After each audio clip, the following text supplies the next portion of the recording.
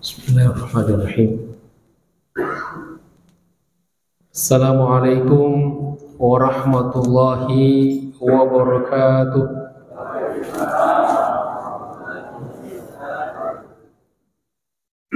Alhamdulillah. Alhamdulillahirabbil alamin. Wa bihi nasta'inu ala umuri dunya waddin. Allahumma salli ala Sayyidina Muhammad wa ala ali Sayyidina Muhammad. Subhanaka la ilma lana illa ma 'allamtana innaka antal alimul hakim. Allahumma 'allimna ma yanfa'una wanfa'na bima 'allamtana. Rabbi shrah li sadri wa yassir li amri wahlul 'uqdatam min lisani yafqahu qawli. Amma ba'd.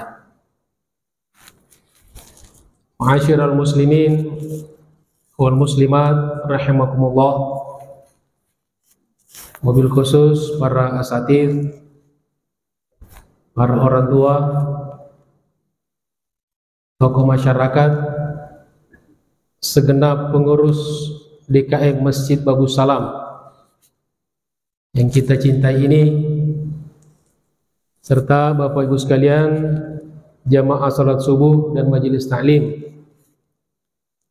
yang insya Allah semua kita senantiasa dimuliakan oleh Allah Subhanahu wa Ta'ala.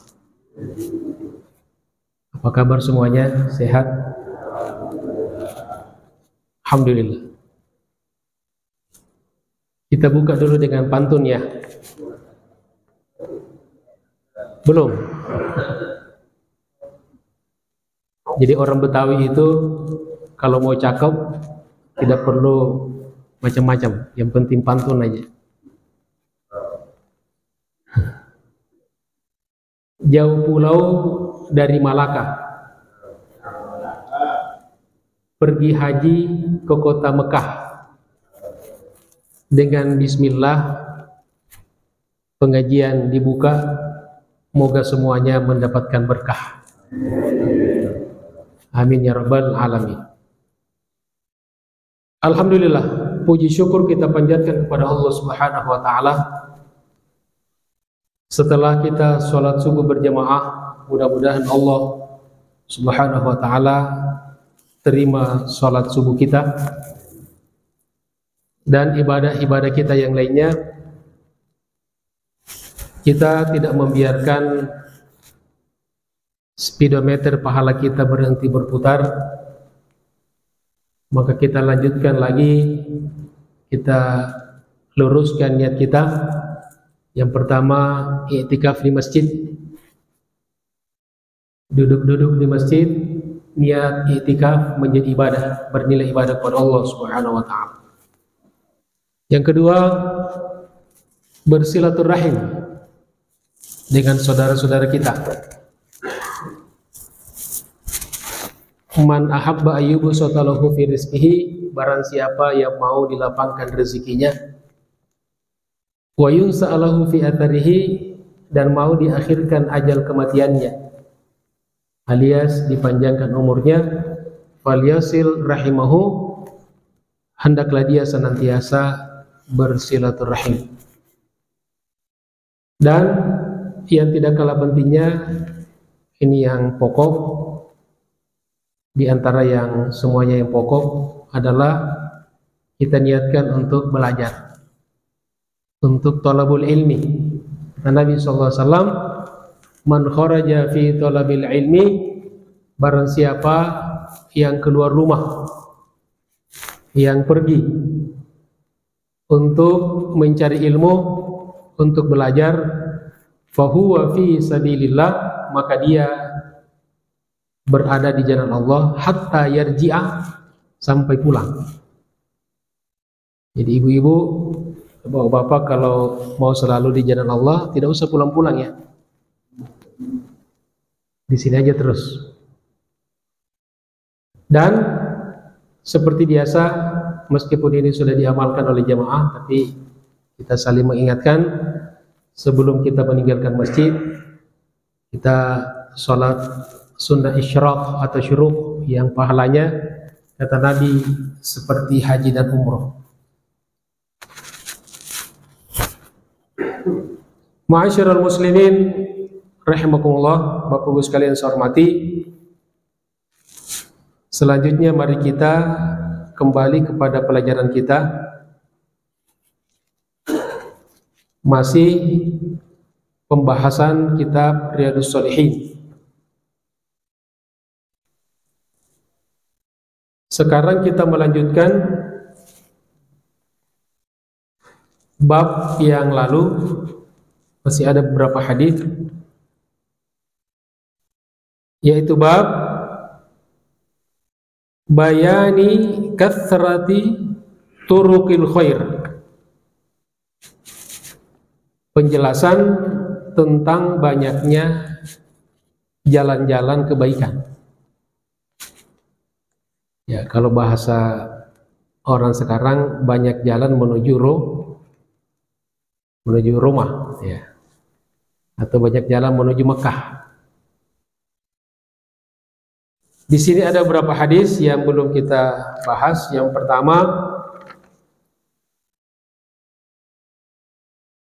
wa anhu, dan darinya.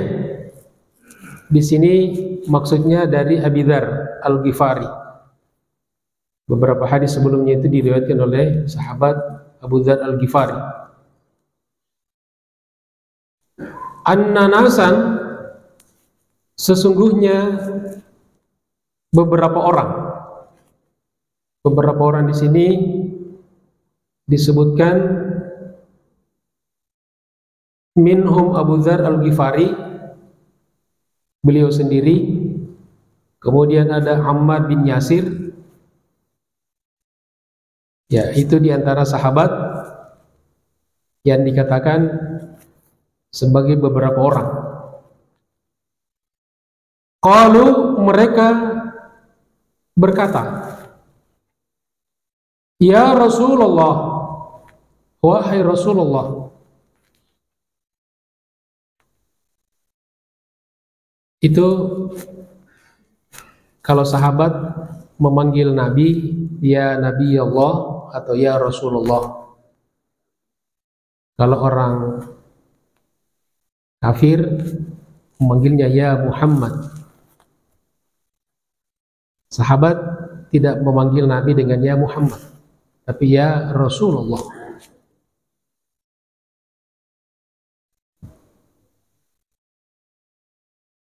Ya Rasulullah, wahai Rasulullah, dhahaba ahlu duthuri bil ujur. Orang-orang kaya, orang-orang yang banyak harta, memborong pahala. Yusalluna kama nusalli.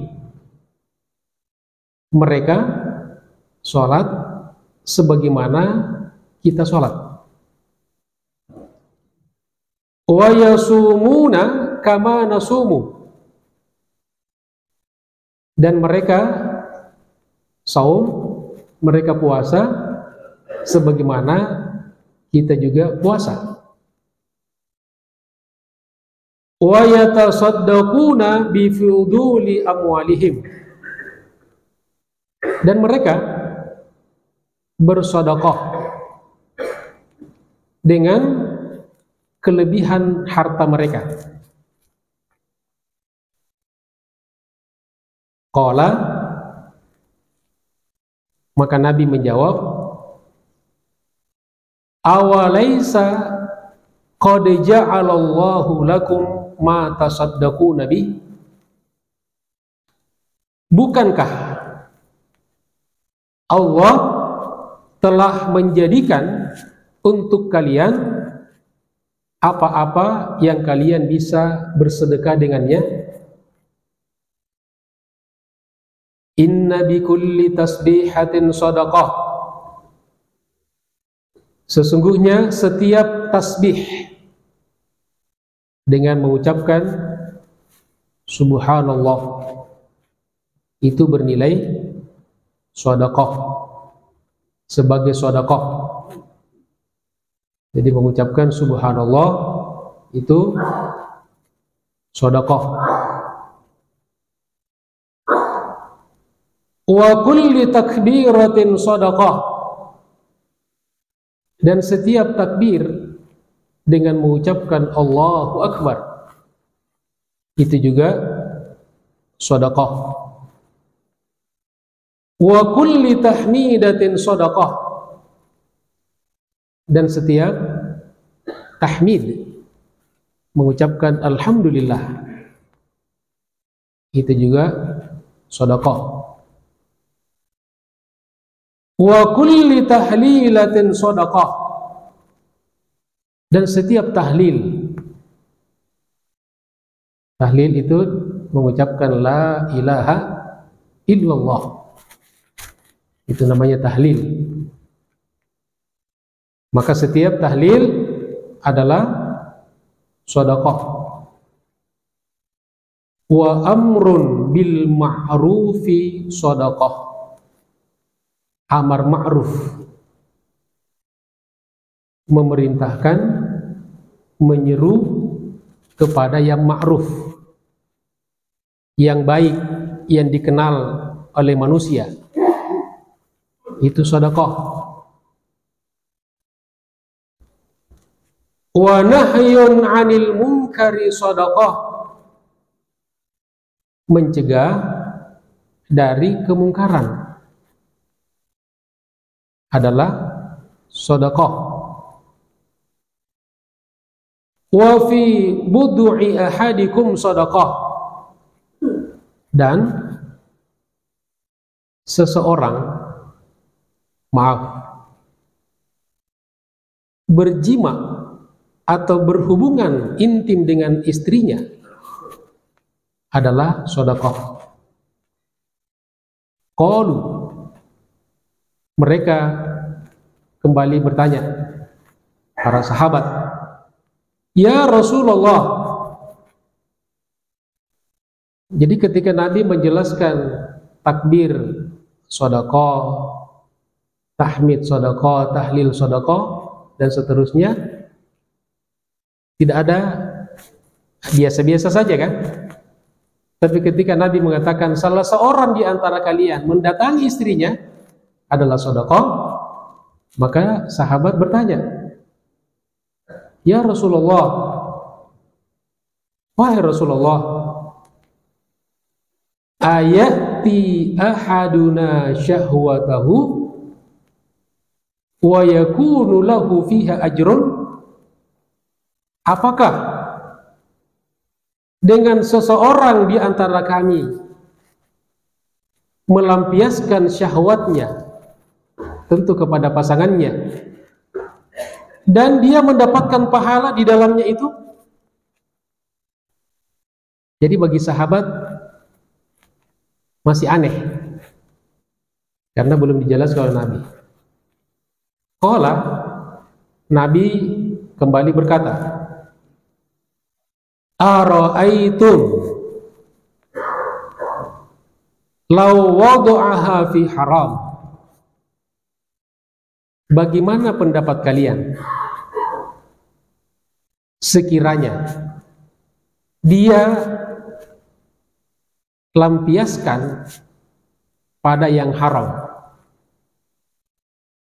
akana alaihi fiha wizrun, apakah dia berdosa di dalamnya? Jadi Nabi menjawab dengan pertanyaan. Salah satu bentuk komunikasi Nabi dengan sahabat.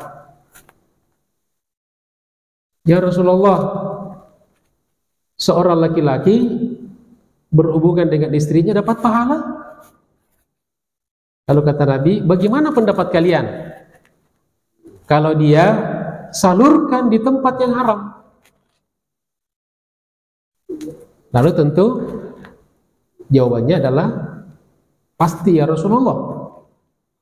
Lalu kata Nabi, fakadzalika, maka demikian pula halnya, idza wada'aha fil halal, apabila dia letakkan, dia lampiaskan, dia salurkan pada yang halal, kana lahu ajrun, maka dia mendapatkan pahala, ganjaran. Rawahu Muslim. Hadis ini diriwayatkan oleh Muslim, ar-raqam alaf wasittah, 1006. Jadi dalam satu riwayat dikatakan, salah satu asbabul wurud, bahwa setelah mendengarkan penjelasan Nabi ini, sahabat yang laki-laki, yang bapak-bapak ini buru-buru pulang semua, menemui siapa? Istrinya. Ya. Dia pengen apa? Pengen beribadah, pengen berdapat pahala. Jadi kalau bapak-bapak di sini sabar ya, insyaallah. Apalagi hari libur ya, hari Ahad, banyak waktu ya. Kalau yang sudah sangat senior ya tinggal nostalgianya ya. Banyak-banyak berdoa saja, berzikir. Ya kan ada tasbih ya. Ya ada tasbihnya. Ada tahlilnya ya.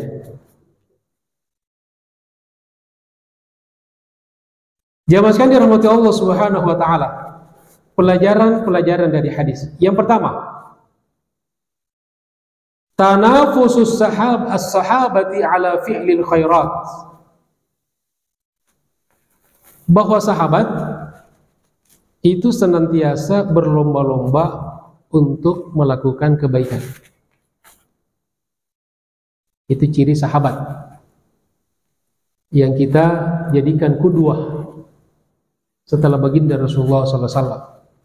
Jadi ciri mereka itu, kalau dalam hal kebaikan mereka berlomba-lomba. Itulah makna dari fastabiqul khairat, berlomba-lomba untuk melakukan kebaikan. Wa hirsihim ala naili 'azimil ajri wal fadli 'indallah. Dan antusiasme mereka dan fokus mereka untuk senantiasa mendapatkan pahala yang besar dan keutamaan yang besar dari Allah Subhanahu wa ta'ala. Jadi pengen selalu yang terbaik, pengen mendapatkan yang banyak. Jadi secara kualitas dan juga kuantitas. Jadi ibadah bukan hanya kuantitasnya saja kita jaga, tapi juga kualitasnya dan kuantitasnya. Makanya zikir Allah perintahkan, uzkurullaha dzikron katsiran. Zikirlah kepada Allah dengan zikir yang banyak. Tidak ada zikir yang sedikit, karena kita sering. Karena Nabi sendiri kana yazkurullaha fi kulli ahyanihi, senantiasa zikir kepada Allah dalam setiap keadaannya. Kemudian wa asafihim ala taqsiri fi dzalika, dan adanya rasa penyesalan apabila mereka lalai. Jadi kalau ada satu proyek kebaikan, mereka berlomba-lomba. Kalau mereka ketinggalan, mereka menyesal. Ada rasa kehilangan. Masya Allah. Mudah-mudahan jamaah Bung Salam juga memiliki sifat seperti ini. Insya Allah. Itu pelajaran yang pertama. Jamaah sekalian yang saya hormati, kemudian pelajaran yang kedua, sa'atu mafhumil ibadati fil Islam. Luasnya makna pemahaman ibadah di dalam Islam. Wa annaha tashmalu kulla amalin yaqumu bihi muslim. Mencakup setiap amal yang dilakukan oleh seorang muslim biniyatin shalihatin wa qasdin hasanin, dengan niat yang baik dan tujuan yang juga baik. Jadi kalau sudah Islam memperluas makna ibadah, mafhum ibadah, maka kita jangan persempit ibadah. Tadi itu kan banyak jalan menuju kepada kebaikan. Jadi ada ibadah, ada hal-hal yang bernilai ibadah. Kalau yang ibadah ritual, ini sudah ada aturan-aturannya. Tapi kalau yang bernilai ibadah, itu tanpa batas. Selama niatnya baik.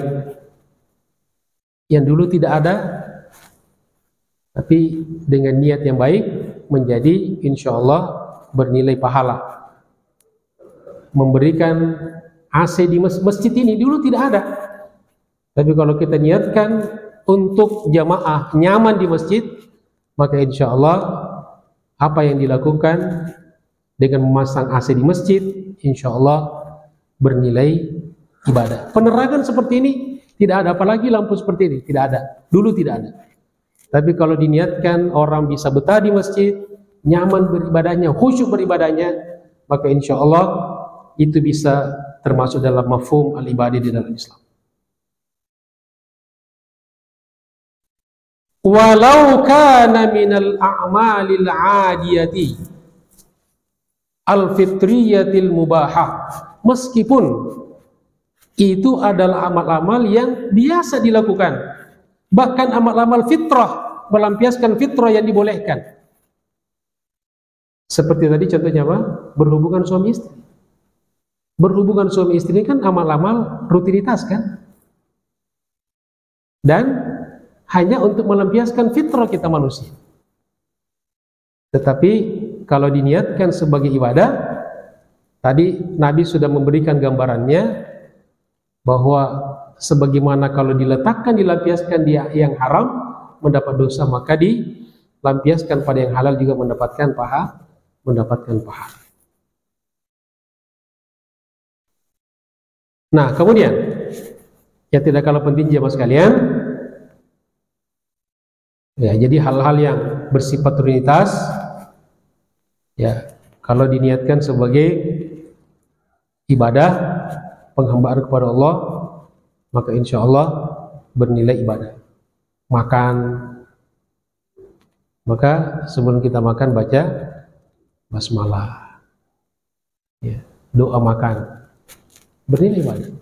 Keluar masuk masjid, keluar masuk rumah, naik kendaraan, keluar masuk toilet sekalipun, maka insya Allah hal-hal yang rutin, ya, kalau kita niatkan ibadah maka mendapatkan nilai pahala dari sisi Allah Subhanahu wa Ta'ala. Nah, disitulah makna banyaknya jalan menuju kepada kebaikan dan luasnya mafhum ibadah di dalam Islam. Nah, kemudian jemaah sekalian, wa yujaru ala tarkil ma'siyah, dan diberikan pahala kalau kita meninggalkan maksiat. Kama yujaru ala fi'li ta'ah, sebagaimana kita diberikan pahala kalau melakukan ketaatan. Idza kana biqasdi ta'ah, apabila memang maksudnya, niatnya, tujuannya untuk melakukan ketaatan. Ya, seperti tadi berhubungan suami istri kan, niatnya agar kita terhindar dari yang haram, ya, maka kita insya Allah akan mendapatkan nilai pahala dari sisi Allah Subhanahu wa Ta'ala.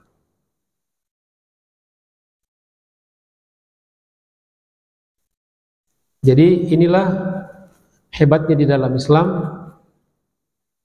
Kalau kita ingin melakukan satu kebaikan,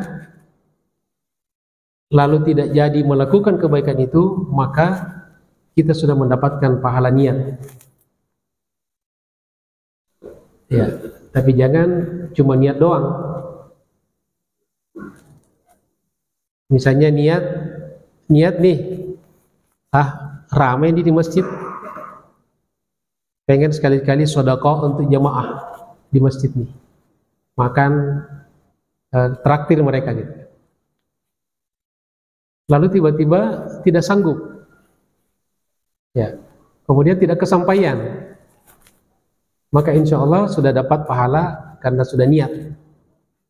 Nah, inilah kata ulama pentingnya kita selalu meniatkan hal-hal yang baik, karena meskipun tidak kesampaian insya Allah sudah dicatat. Dan kalau kita bisa menunaikan niat, maka pahalanya pasti dapat, bahkan bisa dilipat gandakan lagi sampai wallahu yudha'ifu liman yasha dan seterusnya. Dan sebaliknya, kalau ada orang berencana ingin melakukan satu dosa atau kemaksiatan, ada rencana nih, belum dicatat sebagai dosa. Ada perbedaan ya. Kalau kebaikan, niat pun, rencana pun sudah dapat pahala. Kalau dosa, kalau kita baru merencanakan, tidak dapat dosa. Dan kalau melakukan apa yang dia rencanakan, maka hanya mendapatkan satu dosa. Inilah diantara luasnya rahmat Allah Subhanahu wa Ta'ala kepada hambanya. Maka rahmat yang sudah luas ini jangan kita buat ribet dan jangan dipersempit. Ma'asyiral muslimin rahimakumullah, jamaah sekalian saya hormati. Kemudian kita masuk di hadis yang kedua. Wa anhu qala, dan juga darinya yaitu Abu Dzar Al-Ghifari berkata, qala lin nabiyyu sallallahu alaihi wasallam, telah bersabda kepadaku Nabi sallallahu alaihi wasallam. Apa kata beliau? La tahqiranna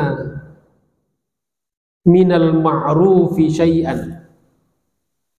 La tahqiranna, jangan sekali-kali meremehkan, merendahkan. Di situ ada nun tasydid litakid, jadi penegasan, jangan sekali-kali, bukan sekedar jangan ya, jangan sekali-kali banget. Jangan sekali-kali engkau meremehkan minal ma'rufi syai'an, sesuatu pun yang termasuk ma'ruf. Jangan meremehkan kebaikan apapun, sekecil apapun kebaikan, jangan sekali-kali remehkan. Jadi kita tidak boleh misalnya nilai orang, dia cuma begitu doang, ngasihnya cuma sebegitu doang, gitu kan, meremehkan itu kan. Dia cuma ibadahnya segitu doang, dia ilmunya segitu doang, tidak boleh. Ini kata Nabi, jangan sekali-kali meremehkan kebaikan apapun. Nabi contohkan, walau antalqa akhaka biwajhin taliq, atau riwayat biwajhin talqin, meskipun ketika engkau berjumpa dengan saudaramu dengan wajah yang tersenyum. Kira-kira kalau kita mau ketemu dengan orang lalu kita senyum, kira-kira butuh modal enggak? Kira-kira butuh kita transfer enggak? Tidak kan? Nah, ini Nabi contohkan yang paling ringan ya, yang paling bisa kita lakukan. Siapapun bisa melakukan. Kenapa? Karena setiap saat kita bertemu dengan orang. Nah, sehingga kata ulama, kalau orang tersenyum saja kepada saudaranya pelit, ya tidak bisa, maka bisa dipastikan pada urusan-urusannya lebih besar dia akan lebih pelit. Nabi contohkan hal yang sangat sederhana. Walau antalqa akhaka, meskipun engkau bertemu dengan saudaramu dengan wajah yang berseri-seri, dengan tersenyum. Ya, tapi jangan juga setiap orang di jalan, di pasar, iya. Nanti malah orang berbisik-bisik, ya. Itu sejak kapan itu kena, ya. Atau sejak kapan keluar dari rumah sakit Grogol gitu kan. Di sini tentu proporsional ya. Kalau perempuan jangan senyumin kepada bapak-bapak, apalagi tidak kenal. Ya, yang muda-muda lagi. Udah gitu dekat-dekat lagi. Jangan. Ini tentu ada aturan-aturannya. Ya. Jamaah sekalian rahmati Allah Subhanahu wa taala. Apa pelajaran yang bisa kita ambil dari hadis ini? Yang pertama, ada mulistihanati bi ayyi amalin. Tidak boleh kita menghina atau meremehkan atau merendahkan amal apapun. Itu tidak boleh ya. Itu satu kaidah. Jangan meremehkan. Madama min wujuhil khair. Selama itu adalah kebaikan. Selama itu adalah kebaikan. Jangan pernah kok cuma dia bisanya begitu, dia cuma bisa memberikan seperti itu. Tidak boleh ya. Karena apa, satu kebaikan yang mungkin kita di mata kita kecil, tapi di sisi Allah besar. Bisa jadi apa yang kita remehkan justru itu yang bisa menyebabkan seseorang diselamatkan dari neraka dan dimasukkan ke dalam surga Allah Subhanahu wa taala. Yang kedua jamaah sekalian, istihbabu inasil akharin. Disunnahkannya untuk membuat orang lain betah. Jadi kalau kita bersama dengan orang, sebisa mungkin orang itu dibuat betah. Nah, orang bisa betah kalau sejak ketemu sudah senyum. Ini kalau bagaimana orang betah? Tamu kita bagaimana mau betah? Kalau baru datang, kita tuan rumah tidak senyum. Udah begitu baru datang sudah nanya kapan mau pulang. Ya, mertua jauh-jauh dari kampung, begitu datang baru 1 hari udah nanya, Bu, kapan mau pulang? Kata mertuanya, memang saya nggak lama-lama kok, saya juga nggak betah sama kamu, saya sudah tahu sifat-sifat kamu. Ada nggak kira-kira menantu seperti itu? Ada? Mana orangnya? Di sini nggak ada. Di sini semua menantu soleh ya, dan soleh. Juga mertua yang soleh dan soleh. Alhamdulillah. Jadi disunnahkannya sunnah. Sunnah menjadikan orang betah, yang ngobrol sama kita, bertamu kepada kita, duduk bersama kita. Ya, jangan sampai orang menjauh dari kita. Wa idkhalis sururi alaihim, dan disunnahkan memasukkan kegembiraan kepada mereka. Makanya Nabi sunnahkan kiat-kiatnya. Di antara yang bisa membuat orang senang itu adalah diberikan hadiah. Kata Nabi, tahadu tahabu. Saling memberikanlah hadiah, insya Allah kalian saling mencintai. Orang kalau dikasih hadiah, meskipun itu nilainya tidak seberapa, tapi orang merasa diperhatikan, merasa dihormati. Dan di situ orang mendapatkan kegembiraan. Dan itu salah satu sunnah yang diajarkan oleh baginda Rasulullah sallallahu alaihi wasallam. Kenapa?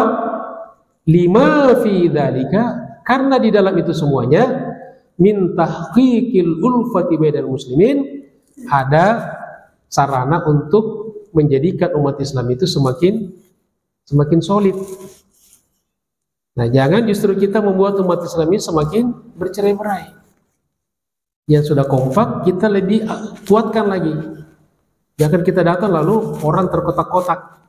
Ya, ada kelompok-kelompok yang saling tidak akur satu dengan yang lain. Jamaah sekalian dirahmati Allah Subhanahu wa taala. Kemudian hadis yang ketiga. Ini mungkin hadis yang terakhir ya. Wa an Abi Hurairah radhiyallahu an. Dari Abu Hurairah, semoga Allah meridhoinya, qala, beliau berkata, qala Rasulullah sallallahu alaihi wasallam, telah bersabda Rasulullah sallallahu alaihi wasallam, kullu sulama minan nasi alaihi sadaqah. Setiap persendian dari manusia, meskipun ini sudah mirip hadis yang sebelumnya, tapi ini dalam bentuk yang lain. Setiap persendian dari manusia alaihi shadaqatun, wajib dikeluarkan sedekahnya. Persendian kita ini berapa? 360. Ya, persendian tubuh kita ini, kata Nabi, ada 360. Dan setiap persendian ini harus setiap hari kita keluarkan sedekahnya. Ini kalau tidak dikeluarkan sedekahnya, ini yang biasa menjadi penyakit. Jadi asam urat lah, jadi kolesterol lah, darah tinggi, gula, apalagi macam-macam. Banyak sekali penyakit sekarang. Ya. Kemudian, kulla yaumin tatla'u fihi syams, setiap hari yang matahari terbit. Artinya persendian kita ini yang 360 itu harus dikeluarkan sedekahnya setiap hari di mana matahari terbit. Artinya setiap hari. Maka Nabi contohkan sedekah, hal-hal yang bernilai sedekah. Di antaranya kata Nabi, ta'dilu bainal itsnaini sedekah. Berbuat adil antara dua orang itu sedekah. Berbuat adil kepada dua orang adalah sedekah. Misalnya ada dua pihak yang bertanding. Nah, kita harus, kalau diamanahi sebagai wasit, harus wasit. Wasit itu artinya kan dari bahasa Arab artinya penengah. Jadi kalau sudah condong ke salah satu, bukan wasit lagi, dia ikut jadi pemain, jadi wasit, ya. Atau adil kepada termasuk anak, ya, tidak boleh kita beda-bedakan. Ya, walaupun kadang-kadang di dalam hati orang tua ya ada perbedaan, ya, kita kepada anak itu, tapi tidak boleh di bawah standar. Ya. Anak yang perhatian dengan anak yang tidak perhatian, pasti orang tua juga beda kan? Beda dalam penerimaan hatinya. Kemudian, wa tu'inur rajula fi dabbatihi shadaqah. Wa tu'inur rajula fi dabbatihi, engkau menolong, membantu seseorang di dalam tunggangannya. Dulu kan orang naik onta, naik kuda. Ya, mungkin ada orang kesulitan naik di tunggangannya, kita bantu. Ya kan? Kalau sekarang kendaraan ini motor, mobil. Ada orang kita lihat kesulitan naik di mobilnya, ambil mobilnya. Bukan. Jangan diambil mobilnya, ya, dibantu dinaikkan orangnya. Ya.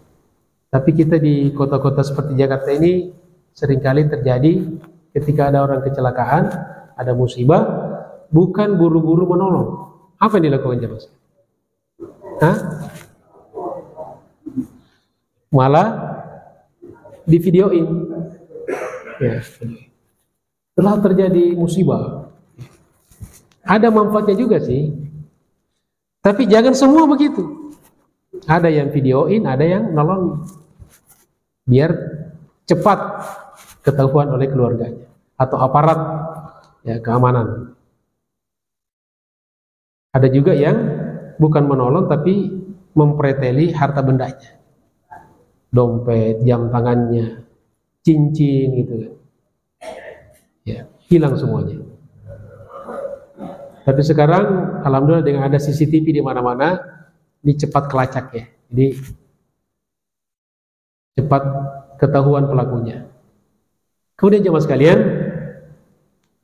fatahmiluhu 'alaiha, maka engkau bantu dia ya menaiki tunggangannya atau kendaraannya.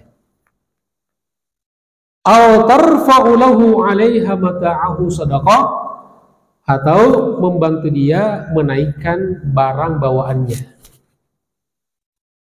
Ya, bukan orangnya yang kita masukkan dalam mobil kan, tapi mungkin bawa barang. Maka kita bantu, kita tolong. Wa bi kulli khatwatin tamshiha ila sholati shadaqah, dan setiap langkah engkau sholat itu juga bernilai sedekah. Makanya Bapak Ibu dari rumah ke Masjid Bumi Salam itu setiap menjadi sedekah dihitung berdasarkan langkahnya. Berapa langkah Bapak Ibu ke sini? Maka yang paling banyak nilai sedekahnya adalah yang paling jauh rumahnya. Maka mungkin saya yang paling jauh. Ustadz kan di mobil dihitung berdasarkan putaran rodanya, ya, roda mobil. Kalau motor berdasarkan roda mobil. Kalau saya jalan kaki mungkin sampai baru sekarang sampai ini, atau mungkin jam 6. Kalau berangkat dari rumah jam 4 baru sekarang sampai. Ya, makanya ada sahabat yang kalau mau ke masjid itu keliling dulu. Jadi kalau ada yang rumahnya di sini mau ke Musalam, keluar dulu di BKT sampai di masjid rumah sakit Duren Sawit ya. Sampai di sini masjid sudah tutup. Ya tentunya tidak juga berlebih-lebihan, tidak takalluf ya, tidak mengada-ada. Ya, segalanya harus proporsional. Jamaah sekalian dirahmati Allah Subhanahu wa taala. Kemudian muttafaqun alaihi, hadis ini muttafaqun alaihi Al-Bukhari rakam Al-Faini wa 891 2891 wa Muslim dan Muslim Alaf wa Tis'ah 1009. Pelajaran dari hadis yang pertama, al-hathu 'alal islahi bainan nas. Dorongan, motivasi atau disunnahkan untuk melakukan islah di antara dua orang.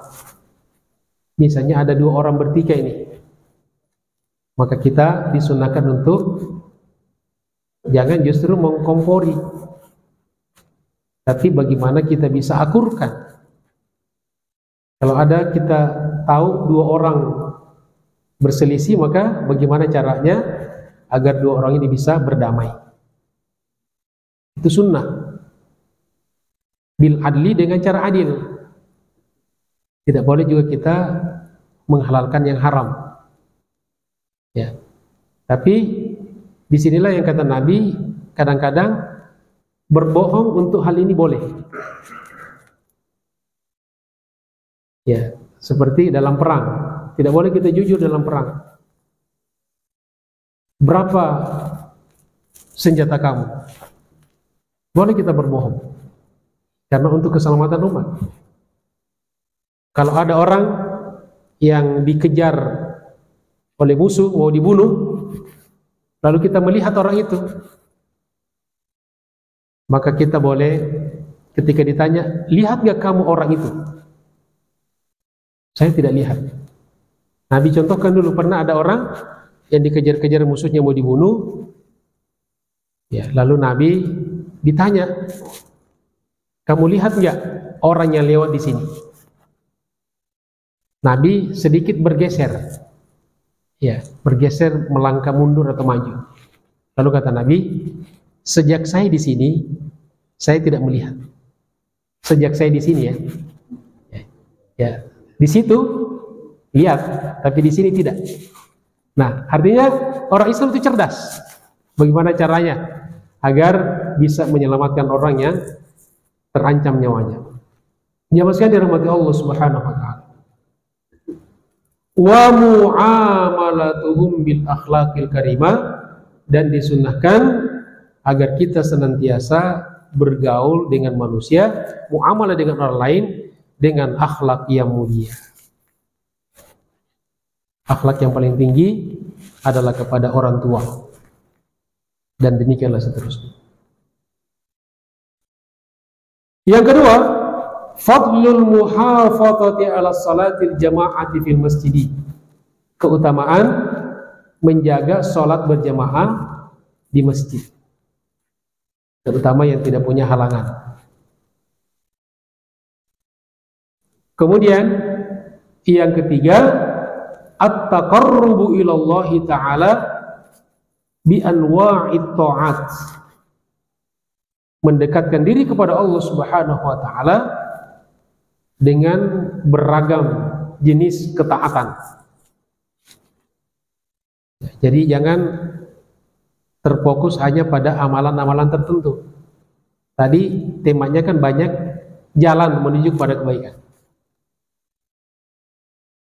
Wa mukhtalifil al-mubarrat, dan bervariasinya kebaikan.